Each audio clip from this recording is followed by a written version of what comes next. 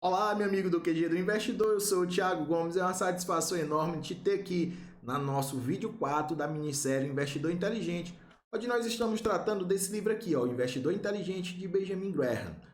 Me permita fazer a apresentação, eu sou o Thiago Gomes, formado em contabilidade, especialista na área de auditoria e gestão e também mestrando na área de controladoria.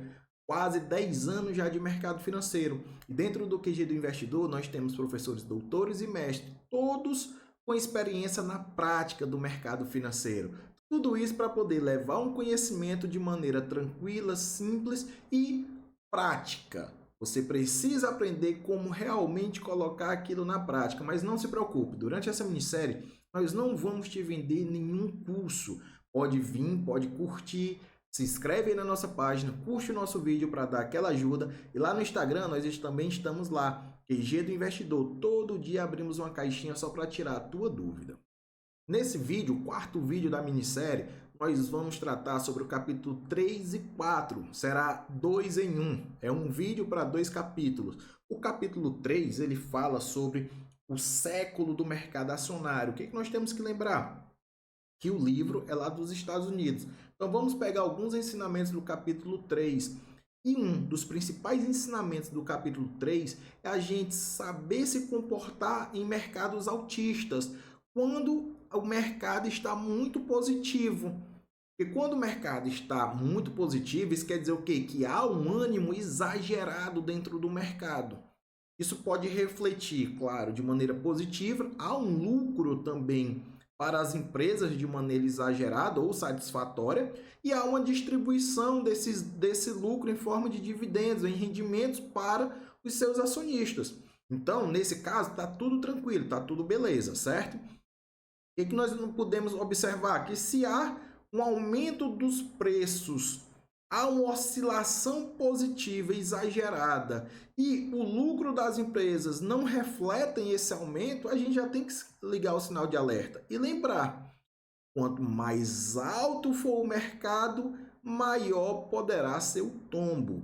Então, as pessoas que deixam para comprar as ações, que deixam para comprar títulos, quando o mercado está muito animado, o risco de pegar um tombo é muito grande. E esse tombo, normalmente, ele é rápido, bem íngreme e bem profundo. Então, você tem que observar e tomar cuidado. Em mercados altistas, você precisa garimpar, você precisa fazer uma análise mais profunda das empresas para saber se realmente o preço que você está pagando ainda está abaixo do valor daquela empresa.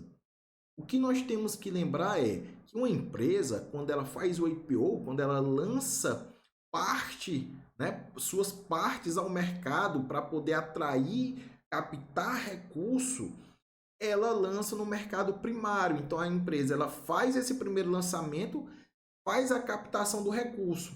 Após isso, a maioria das ações estão apenas trocando de mão, mas não é mais uma captação de recurso para a empresa.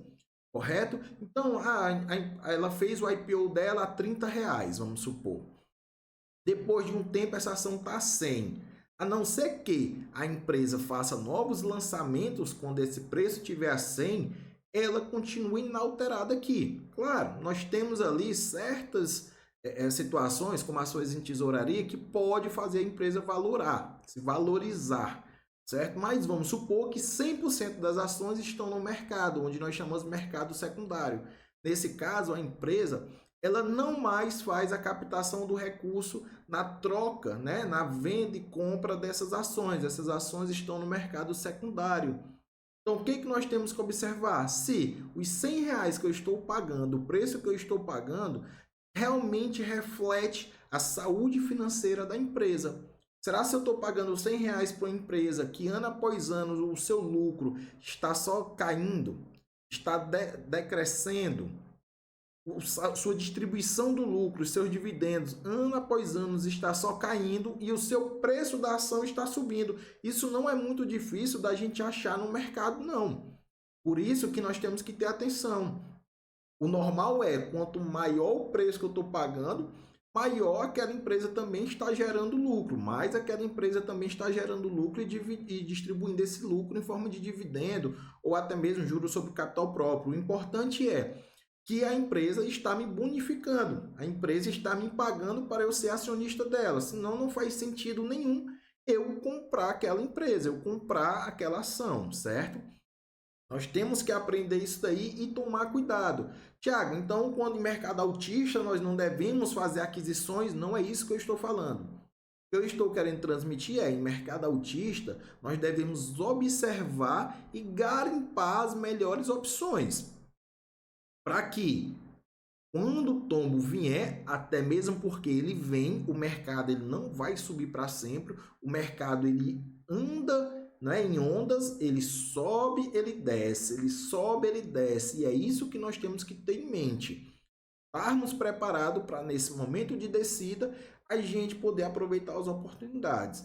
Claro, se o mercado ele faz uma pequena correção e continua subindo, nós também temos que estar preparados para ir comprando no mercado altista. E nós temos que ter em mente temos que fazer um garimpo, temos que fazer uma análise mais completa, temos que observar melhor as empresas. Então, esses são os ensinamentos lá do capítulo 3. É um capítulo que fala mais da história do que mesmo transmite uma situação mais direta. Então, o que dá para captar vamos observar sempre os preços, vamos observar os valores e em mercado altista tomar cuidado. Fazer uma relação com o lucro da empresa e a sua distribuição desse lucro, ok? Já no capítulo 4, nós temos a parte do... Então, o capítulo 4, ele é a política de investimentos do investidor defensivo. O principal ensinamento que nós temos do capítulo 4 é a divisão entre títulos e ações ordinárias. E para a gente aqui é a divisão entre renda fixa e renda variável. O livro ele traz bem básica a regra. 50% dos seus investimentos devem estar alocados em renda fixa e 50% dos seus investimentos devem estar alocados em renda variável. Dentro da renda fixa, nós temos títulos públicos e títulos privados. Dentro da renda variável, nós temos os fundos imobiliários e as ações. Simples, não é?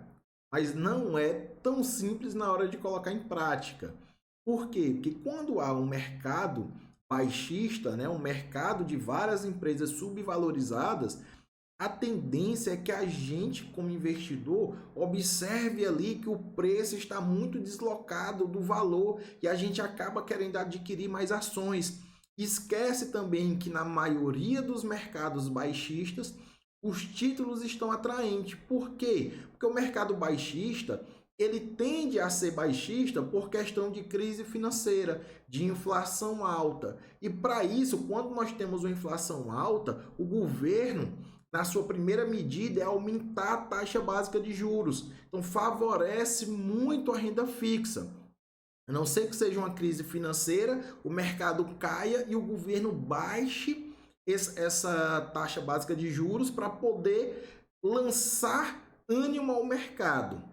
Mas nós temos que observar isso. Mercado baixista, a gente observa logo a taxa básica de juros. Como agora, o que nós temos? Uma taxa básica de juros do Brasil agora em maio de 2023 a 13,75. Então nós temos títulos de renda fixa pagando 13,75 ao ano. Nós temos título de renda fixa pagando inflação mais 6% de prêmio. Isso é muito, entendeu? Isso é muito favorável para que você compre renda fixa, título público principalmente, porque há uma segurança muito maior. Mas quando você vai olhar a renda variável, você tem fundo imobiliário bastante descontado, muito subvalorizado. Você tem várias ações subvalorizadas. E aí qual é a tendência? Que você aloque esperando um ganho bem maior na renda variável. Mas o livro ele é bem didático e ele é bem direto, 50% e 50%. Esse seria o ideal. Vamos lá para a leitura da nossa passagem do livro. A taxa de retorno a ser almejada pelo investidor deve ser mais ou menos proporcional ao grau de risco que ele está preparado para assumir. Se você tem aversão ao risco, você não deve entrar em ações ou empresas de crescimento. Porque aquelas empresas elas estão captando recursos, empréstimo para poder investir, tentando um crescimento rápido ou um crescimento acima da média da sua empresa. Então, ela toma mais riscos. Se você é acionista dessa empresa, você está tomando risco junto com ela. Então, aquele investidor defensivo, ele procura empresas já sólidas, que não buscam mais o crescimento. Aquelas empresas, ela já busca se manter no patamar que estão. Então, ela há um crescimento mínimo ali, há um aumento do seu lucro também ali de forma consolidada e uma distribuição daquele lucro também de forma perene, mas linear, vamos dizer assim. A segunda passagem já diz o seguinte: o retorno mínimo seria obtido por nosso investidor passivo, o qual deseja segurança e tranquilidade. O rendimento máximo seria obtido pelo investidor atento e empreendedor, que exercita ao máximo sua inteligência e capacidade. Mesmo que você seja um investidor agressivo, você deverá ser capaz de estudar a fundo. Então não é só achar, não, meu perfil ele é agressivo, então eu vou comprar somente empresas de crescimento. Aí você não estuda aquelas empresas, você segue indicações, você não sabe o que está fazendo, só almeja um retorno grande, um retorno alto, um retorno fora do normal, mas você não quer ser um investidor empreendedor, aquele que vai ler todos os lançamentos que a empresa faz, aquele que vai estudar o setor, aquele que vai entender a economia que gira em torno daquela empresa, entender os seus concorrentes, levar horas e horas analisando e estudando. A pessoa quer ser agressiva apenas no retorno, mas não quer ser agressivo na parte de ser um investidor empreendedor. Nós temos que ter muito cuidado com isso, porque não é somente buscar o alto retorno, é também ser um investidor empreendedor, ser um estudioso. Bem, meu amigo do QG do Investidor, vamos lá para um breve resumo. No capítulo 3, o que o livro traz? Estude o mercado acionário. Por quê? Porque você vai saber que nos mercados altistas, como é que cada setor, cada empresa se comporta, como é que está a sua parte dos lucros em um retorno altista, a lucratividade das empresas, certo? E aí você vai saber se aquela empresa, mesmo em mercados altistas, se aquele lucro ele representa aquela alta exagerada ou não. E as divisões desse lucro, se você está recebendo dividendos proporcionais também ao preço que você está pagando. Nós não podemos esquecer de estudar o passado para saber como cada setor se comporta em cada ciclo. Em um mercado de alta, nós temos que comprar sim, fazer aquisições sim, só que a nossa análise ela é mais criteriosa. E sendo mais criteriosa, nós vamos ter que garimpar boas empresas para manter as compras, correto? Mercado baixista não, a gente consegue ter várias empresas subvalorizadas, então fica mais fácil fazer essa análise. Tome cuidado, quanto mais alto o mercado, maior pode ser o seu tombo. Já no capítulo 4, sendo bem direto, o principal ensinamento é mantenha 50% dos seus investimentos em renda fixa, e aí pode ser títulos públicos ou privados. O que o QG indica?